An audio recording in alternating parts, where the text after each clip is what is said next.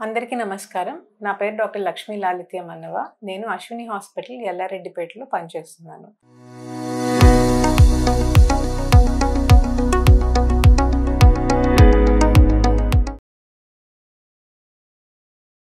డెలివరీకి జనరల్‌గా బేబీ బయటికి రావడం కోసం, బయటికి రావడానికి ద్వారం చిన్నగా ఉంటే కింద ఒక చిన్న కట్టిస్తారు. సో, దాన్ని ఎపిసియోటమీ అంటాం.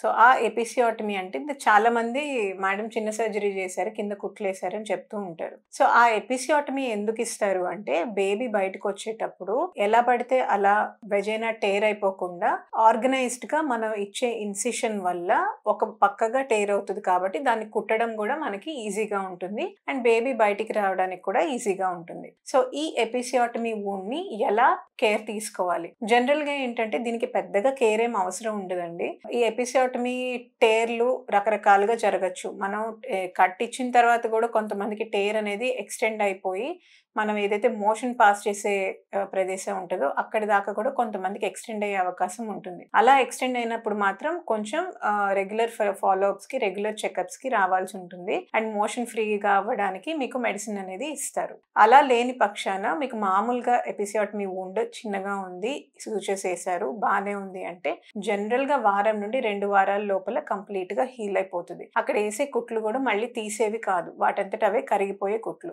కాకపోతే మీరు యూరిన్‌కి వెళ్ళిన ప్రతిసారి అండ్ మోషన్‌కి వెళ్ళిన ప్రతిసారి ఆ ఎపిసియోటమీ వూండ్ అదే కుట్లెక్కడైతే వేశారో వాటిని శుభ్రంగా నీళ్లతో కడుక్కోవాలి, క్లీన్‌గా ఉంచుకోవాలి. దాంతో పాటు మీకు ఒక ఆయింట్‌మెంట్ ఇస్తారు. ఆ ఆయింట్‌మెంట్ అద్దుకుంటూ ఉంటే సరిపోతుంది. అది కాకుండా సిట్స్ బాత్ అని ఉంటుంది. సిట్స్ బాత్ అంటే ఏంటంటే ఒక చిన్న టబ్ తీసుకొని ఆ టబ్‌లో హాట్ వాటర్, కొద్దిగా వార్మ్ వాటర్ అంటే గోరువెచ్చటి నీళ్లు వేసుకొని దాంట్లో యాంటీసెప్టిక్ సొల్యూషన్ ఒకటి ఇస్తారు. ఆ యాంటీసెప్టిక్ సొల్యూషన్ ఒక 5-10 ml వేసుకొని ఆ హాట్ వాటర్‌లో కనీసం మార్నింగ్ అండ్ ఈవినింగ్ 2 టైమ్స్ అన్నా 15 మినిట్స్ వరకు కూర్చోవాలి. ఇలా చేయడం వల్ల గాయం దగ్గర కొంచెం నొప్పి గాని, కొంతమందికి ఏమవుతుందంటే గడ్డ కట్టినట్టు అనిపించడము, బాగా ఇబ్బందిగా ఉండడం నడవడానికి, అలా అనిపించినప్పుడు ఆ కుట్లు దగ్గర కొంచెం సాఫ్ట్‌గా అవ్వడానికి, నొప్పి తగ్గడానికి ఇది హెల్ప్ అవుతుంది. అండ్ ఆల్సో మోషన్ ఎళ్ళే ప్లేస్ టైట్‌గా ఉండి కొంతమందికి కాన్‌స్టిపేషన్ అంటాం. అంటే మోషన్ అవ్వకుండా 2-3 రోజులు ఉండే అవకాశాలు ఉంటాయి. సో, అలా కూడా అవ్వకుండా ఆ ప్రదేశం కూడా క్లీన్‌గా ఉండే అవకాశం ఉంటుంది. సో, ఇది ఫస్ట్